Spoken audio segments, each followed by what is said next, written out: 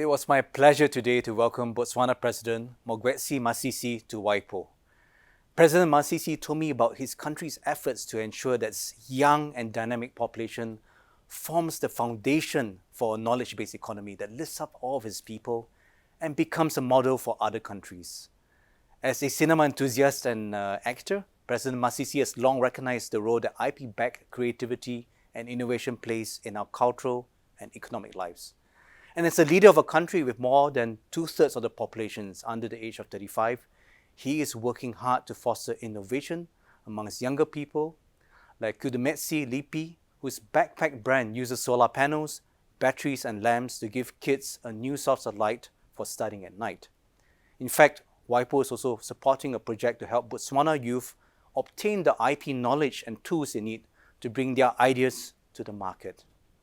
As part of his country's Vision 2036 and Agenda Reset, President Masisi launched the first ever national IP policy, which WIPO was pleased to help support and craft in November of last year. Now we're excited to support Botswana in translating its strategy into on-the-ground impact. One example is an IP and branding strategy that's supporting the women weavers of Kasane as they launch a collective mark for their chobe baskets and to use it to commercialize their traditional products and increase revenues for the community.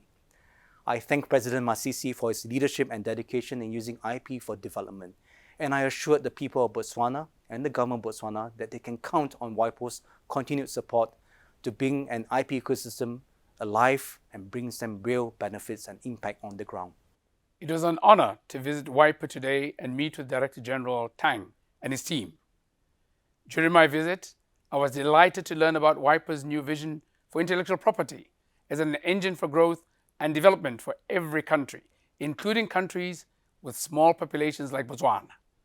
I also learned of the intensified outreach to traditionally underrepresented groups in the global IP system, like women, SMMEs, the youth, and communities in order to make IP relatable and to create impact in their lives.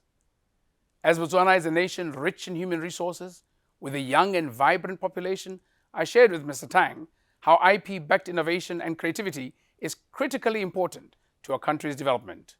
Mr. Tang and I agreed to strengthen our long-standing collaboration and ensure that IP supports the growth of new products and services for the benefit of everyone, everywhere. Thank you.